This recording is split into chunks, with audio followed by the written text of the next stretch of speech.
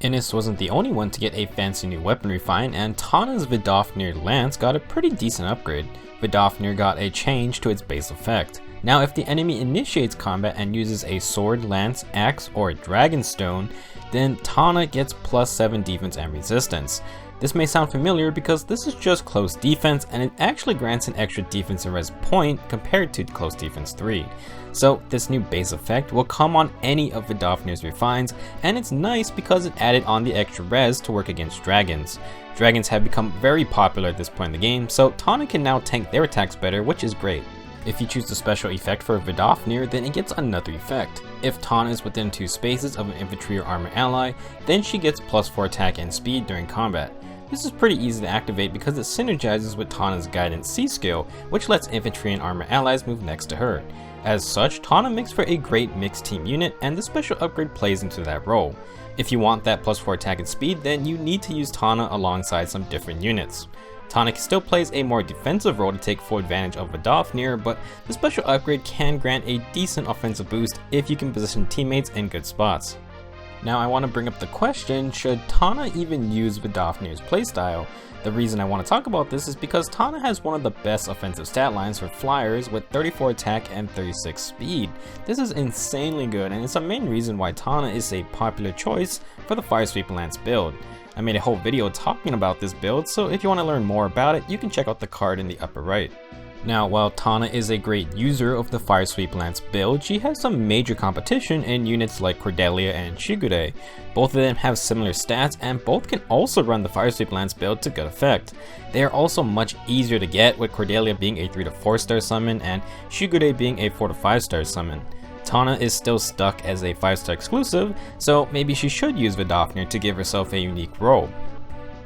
Now unfortunately, in terms of being a defensive tank, Tana doesn't have the greatest base stats with only 36 HP, 25 defense, and 25 resistance. It's not terrible by any means, but there are other units with higher defense and res stats to start with. Tana also doesn't have any built-in protection from arrows, and flyers needing to sacrifice a slot fire out shield hurts their tanky potential a bit, since that skill slot could have just been used for extra stats. Vidofnir also only provides close defense, so it doesn't grant bonus stats against ranged threats anyway. However, since close defense isn't in combat stat boost, you can stack it for some hilarious setups. With Vidofnir basically having close defense, it only makes sense to stack it with other close defense skills. Luckily, we have close defense in the A slot and as a Sacred Seal, which means we can have triple close defense skills. If you take Vidofnir and the 2 close defense skills into account on the enemy phase, Tana will get an extra +19 defense and resistance when defending versus melee units. This is absolutely ridiculous, and for a neutral Tana, this would bring her up to a very good 44 defense and 44 resistance. While this may not seem that insane for a unit using 3 close defense skills, you have to remember that most of Tana's stats are in her attack and speed. 34 attack and 36 speed is really good to have on any unit, and for a tank, that makes her less susceptible to being doubled. You then have to remember that Vidofnir's special effect grants another +4 attack and speed just for being within 2 spaces of an infantry or armor ally. That is very easy to accomplish since you create teams before battle. With triple close defense, we are basically committing to the enemy phase and a simple defensive playstyle. Just let the enemies come to Tana first and let her tank and retaliate. Regarding specials, usually Bonfire or Iceberg would be the go-to, but because this setup is only getting Tana huge amounts of defense and res on the enemy phase, these specials will become much weaker if activated on the player phase. You can use Bonfire, Iceberg, Ignis, or Glacies, but something like Mumbo or Luna would work on the player phase more consistently too. As for B skills, since Tana is so fast, you may not think she needs Quick Riposte to double. You can change it out for Renewal, Guard, Chill skills, or even Go Close to make sure she can tank fully buffed up attackers. This isn't a very complicated build, we are simply stacking stats for an insane enemy phase. Now if you don't want to fully commit to the enemy phase build, then you can go for a mixed phase setup. With Tana's great offensive stats, she can use Swift Sparrow or Fury to boost her player phase power. Desperation is another good skill, since if Tana takes too much damage, she can stay safe on the player phase as long as she outspeeds her opponents. For some enemy phase potency, Vidofnir is still granting that +7 defense and res, and to stay a little safer, we can use the close defense Sacred Seal. This still gives Tana a healthy defensive boost for the enemy phase. I think this is probably one of the better aspects of Tana as a unit now. She already had great offensive power, and now her defensive power got a boost too. Similar to her brother, Tana can play both sides of offense and defense if you need her, plus she has guidance to support her team. If you can position infantry and armor allies in the right spots, then Tana gets even more stats to boost her up, and again, both are useful whether it's for player phase attacks or enemy phase defense. Now, just for fun, I want to take a look at using KESTREL's stance, which is an A skill that grants +4 attack and speed when attacked. For an enemy phase build using KESTREL's stance, VIDOFNIR, and a close defense seal, Tana can get +8 attack and speed, and +13 defense and resistance.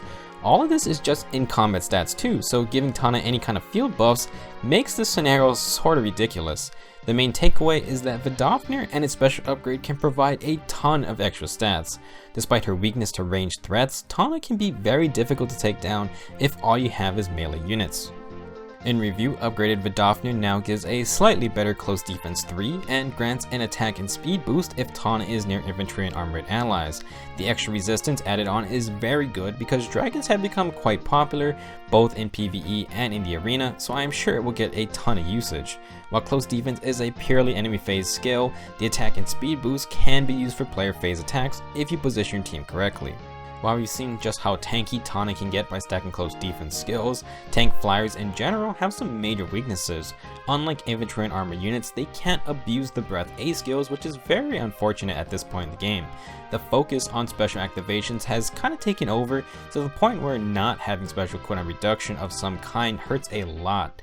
Flyers also aren't the most amazing distant counter users because of their innate weakness to arrows. Usually if you run distant counter on a flyer, you probably are also running IOT shield too, and that takes away an extra skill slot other tanks don't need to worry about. Now regarding Tana, since VIDOFNIR doesn't have any kind of range protection anyway, I think not worrying about distant counter is for the best. You can run distant counter to fight mages or dagger users, but VIDOFNIR isn't adding extra tankiness. For that reason, if you forego distant counter and only concentrate on melee matchups, then I think Tana plus VIDOFNIR can be quite good. Not to mention that Tana is a great mixed team unit, and you can cover her weakness to arrows with a teammate. With VIDOFNIR, Tana can be your mixed team melee tank or even just a good mixed phase unit. If you want to stick with pure offense, then Tana can still run her Fire Sweep Lance builds. Upgraded VIDOFNIR doesn't really change any of that. You also have to remember that the special upgrade does not work in Flyer Emblem teams since it requires infantry and armor allies. If you really want Tana to be your Flyer Emblem tank, then choosing the other stat upgrades will probably be more beneficial. Overall, Tana is just a good unit. She has the base offensive stats to hit hard, and VIDOFNIR gives her the opportunity to take some hits as well. Her decent speed stat helps both playstyles, and Tana should be able to find a place on any team. Taking advantage of her natural guidance C skill is a good idea, and as we mentioned, she can play whatever role you need her for. I would say VIDOFNIR gives her a nice niche among the other Lance Flyers, and that group has a lot of similar units. I think its new base effect is great since dragons are common threats, and if you like mixed teams, then the special upgrade is a great choice. That's all I have to say about the new VIDOFNIR Lance, but let me know in the comments what you guys think. I hope you guys enjoyed this video, and I'll see you in the next one.